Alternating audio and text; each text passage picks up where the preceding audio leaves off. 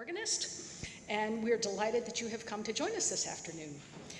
This concert is a benefit concert for the Thursday Morning Music Club.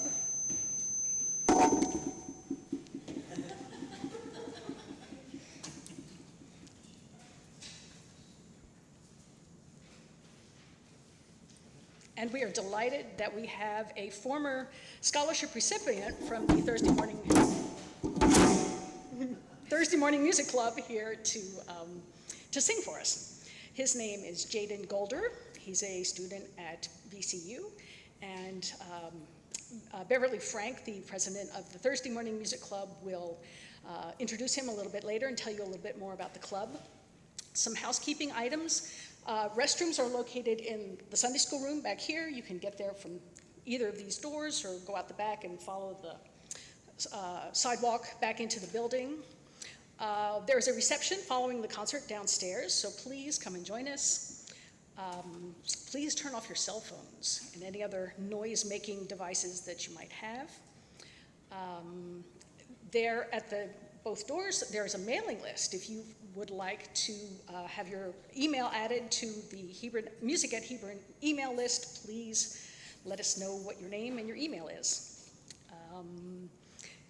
I am going to be Gary's assistant today. Organists have not been bred with enough limbs to be able to turn pages and play at the same time. So I have a little perch over here that I'm going to be standing on that was homemade by one of the organ builders. Thank you, Emerson. So I have practiced. I will not fall off. Just know that both of us are going to be up here working hard. All right. Let's see. Gary Garlitz has been the director of music and the organist at Ardmore Presbyterian Church for 27 years. He also is the artistic director and conductor of the Chester County Choral Society. He has a long resume on the back of the program that you can read all about Gary. He's an incredible player. We met my freshman year at Oberlin College. I was a freshman, Gary was a junior, and the first piece on the program is composed by Angela Kraft. Angela was a senior. So the three of us all overlapped for 1 year at Oberlin. And Gary visited Hebron earlier this summer and had a great time playing the organ. So I offered him the chance to play a concert, and he said yes. And so here he is today. Please warmly welcome Gary Garlitz.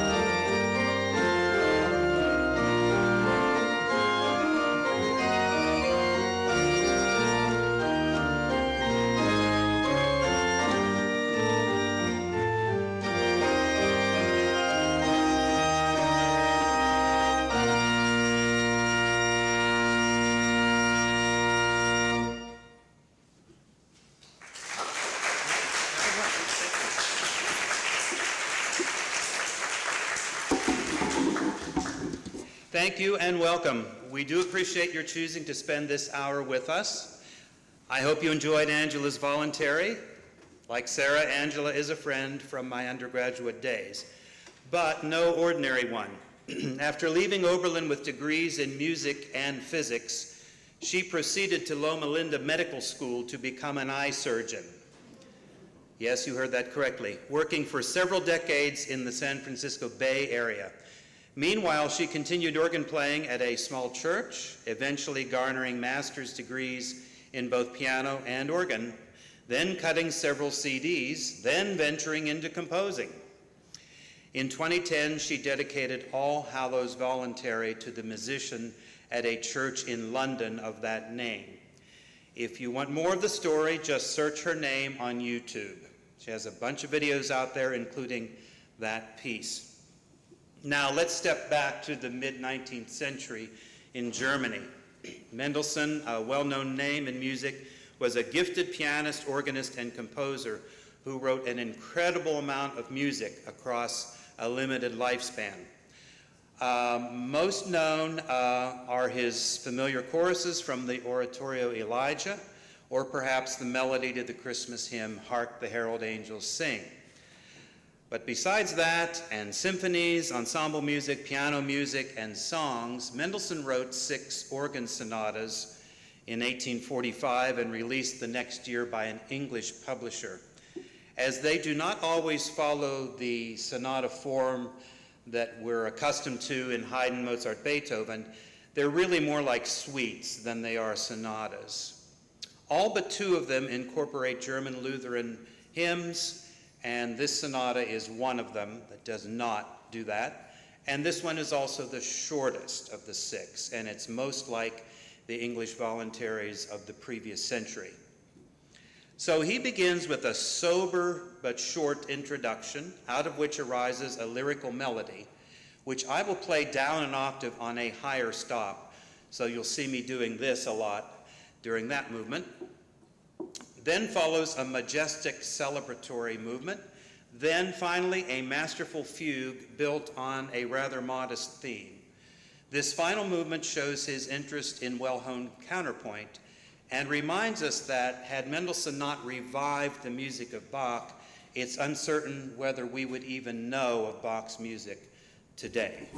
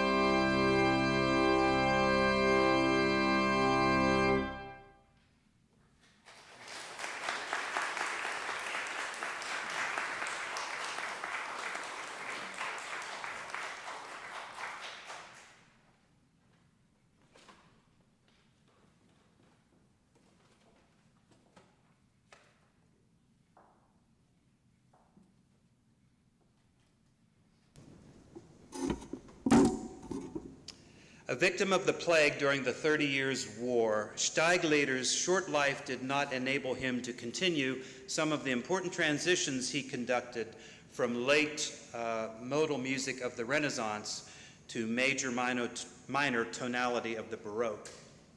Composed in 1627, his large Tabulaturbuch consists of 40 variations on Luther's chorale Vater unser im Himmelreich, a hymn in which Luther interpreted the Lord's Prayer across many stanzas in meter and rhyme.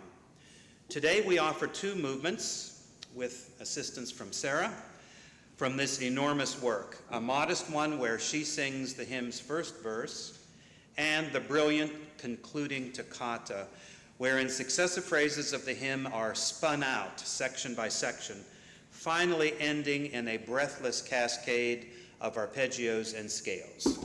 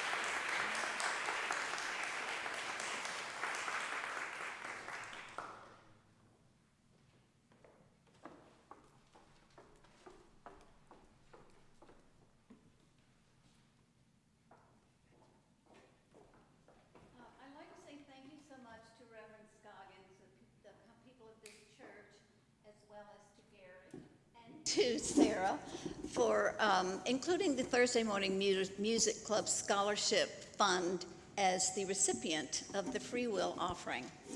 For those of you who may not know anything about the Thursday Morning Music Club, we are a rather old club.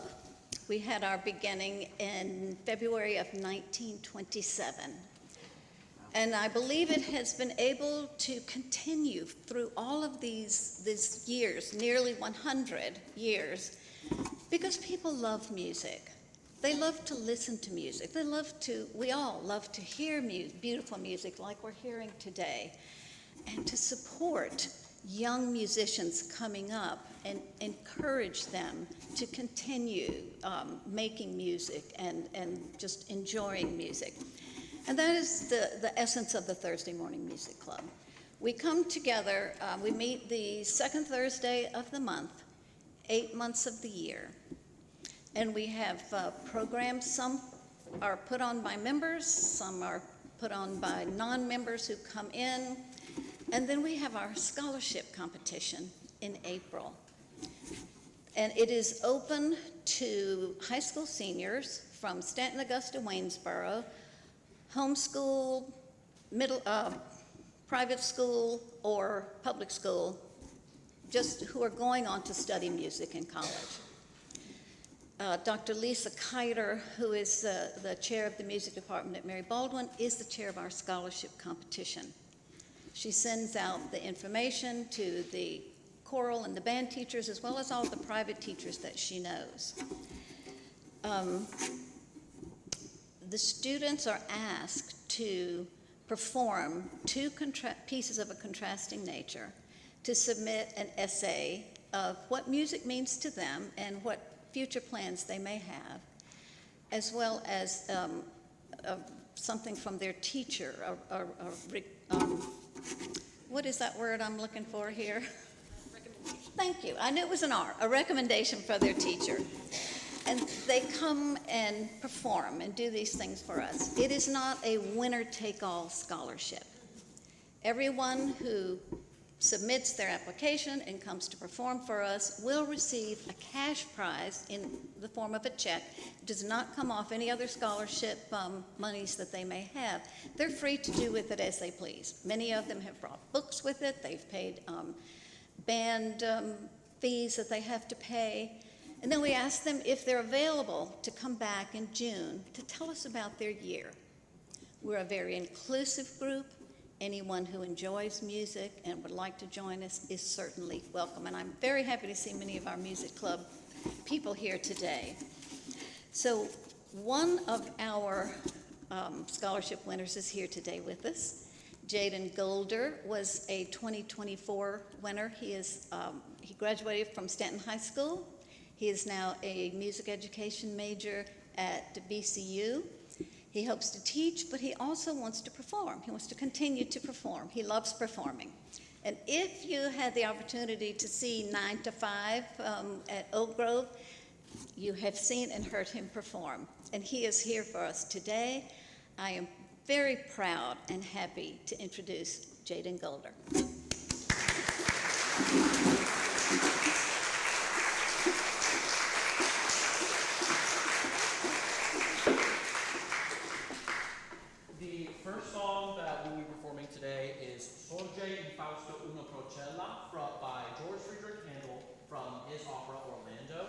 It's about this wizard Zoroaster. He is telling a prophecy that the hero Orlando is going to fulfill about how there's a dark time coming, but a hero with a pure heart will come to save the world and make sure all is right.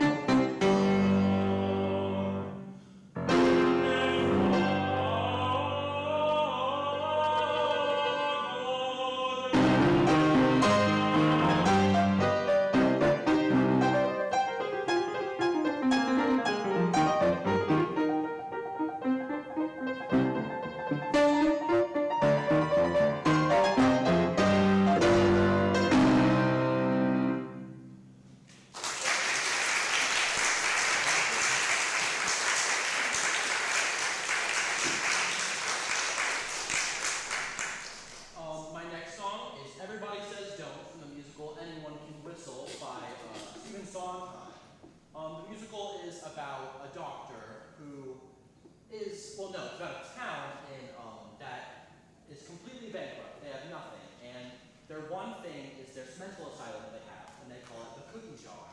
And all of the patients in this cookie jar are called cookies.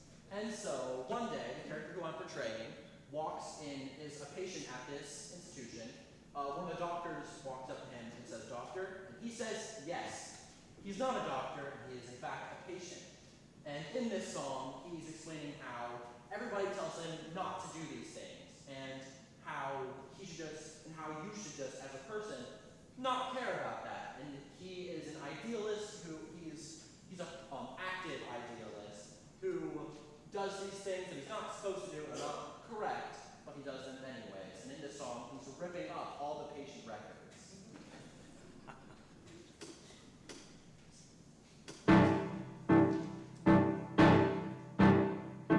Everybody says don't, everybody says don't, everybody says don't. It isn't right, don't, it isn't nice. Everybody says don't, everybody says don't, everybody says don't walk on the grass, don't disturb the peace, don't stay on the I say you, the grass was meant to feel. I say sail, took the windmill, and if you fail, you fail. Everybody says don't, everybody says don't, everybody says don't get out of line. When they say that, maybe that's a sign. Not out of time, you are doing just fine. Make just a ripple. Come on, be brave. This time a ripple. Next time a wave. Sometimes you have to start small, climbing the tiniest wall. Maybe you're going to fall, but it's better not starting out. Everybody says no, everybody says stop, everybody says rock the boat, everybody says touch a flame. Everybody says no, everybody says wait, everybody says keep, everybody say wrong, stop setting a course, laugh at the king. I say right, I say things will make you cry. Close your eyes. All you have to do but lady make a noise. Everybody says no, everybody says stop, everybody says no, no, no, rules. That's the way the world is made. So rules, if you do that, rules, nothing to that. I say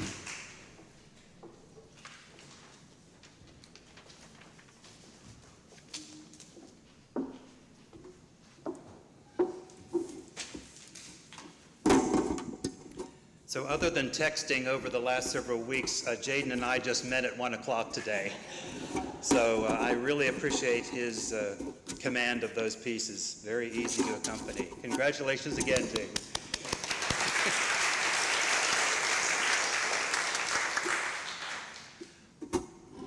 The next quick, small selections are from a multi-volume publication, A Century of American Organ Music, 1776 to 1876, compiled by the scholar organist Barbara Owen.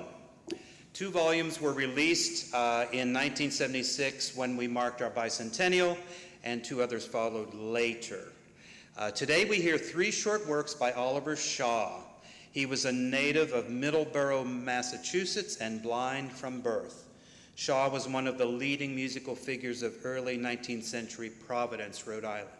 These are lighter character pieces, probably not intended for church. But we'll play them here anyway. 1, 2, 3, 4.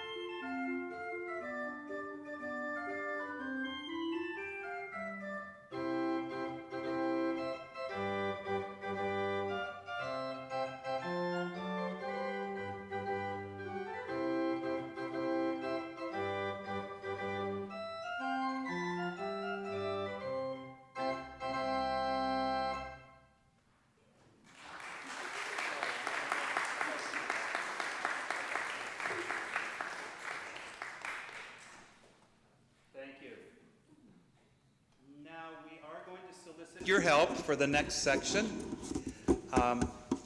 So you got to crack those hymnals.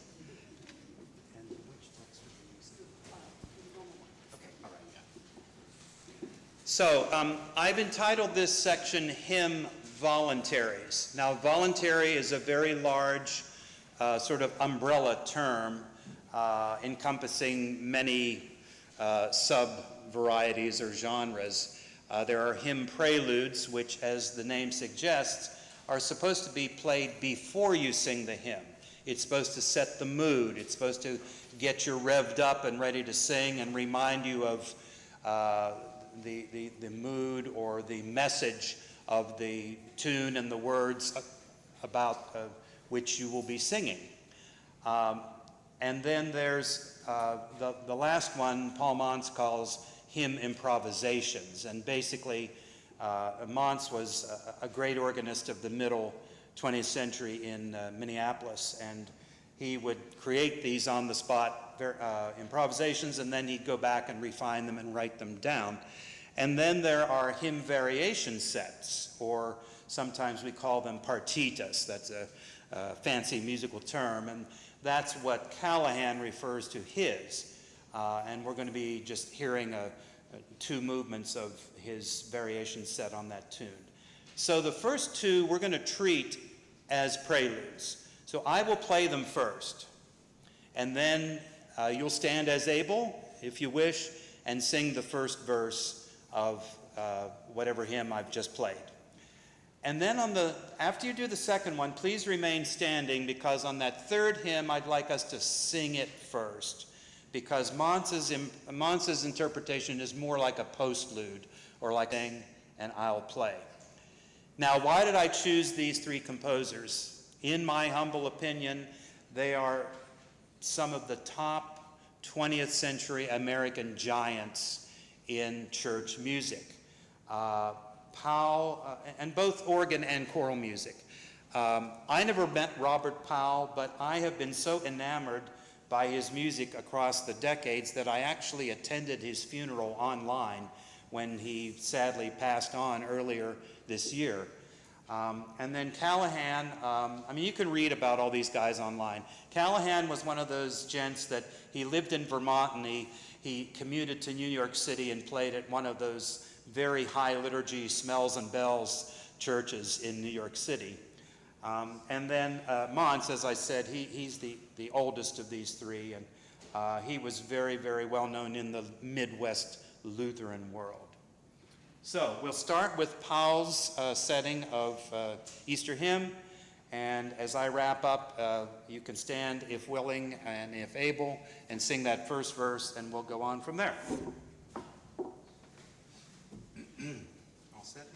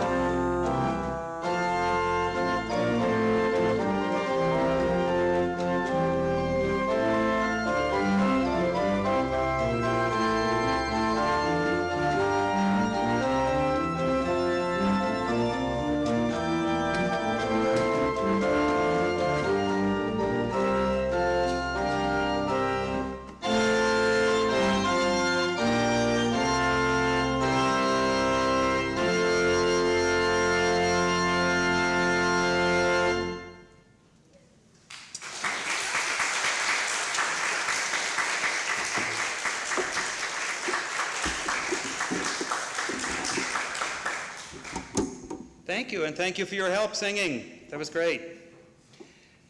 You've been a most appreciative, attentive, and kind audience, so I thank you for that, and I hope you stay for the reception afterwards. For our final piece, we hear from Alexandre Pierre-François Boëly, who was a French composer, organist, and pianist who swam against the tide of the Romantic movement in the early 19th century milieu of Europe. Standard compositions during this Napoleonic period were effused with patriotism or operatic intensity. Boëly regarded these with distaste, preferring to create more serious compositions within classical guidelines. He promoted works of then forgotten composers like Bach and Couperin. Shunned by the mainstream of Parisian musical life, he was ultimately dismissed from his church post for playing in too austere a manner. Though largely unknown to us, Boëly left some 300 individual pieces, including chamber music and 4 books of organ music. In his last years, he taught 2 rising stars, Franck and Saint-Saëns. So in this composition, he begins with a festive toccata, which sweeps up and down what was nearly the entire compass of the manual of the organs of that day. This jubilation is abruptly muted by a minor key cadence, signaling the start of a serious fugue. The toccata creeps back in, combines with the fugue subject, builds in intensity to the inevitable return of the major key. Boëly caps this celebration with thrilling trills and cascading chords, brushing dangerously close to operatic for this serious composer. Hang on tight.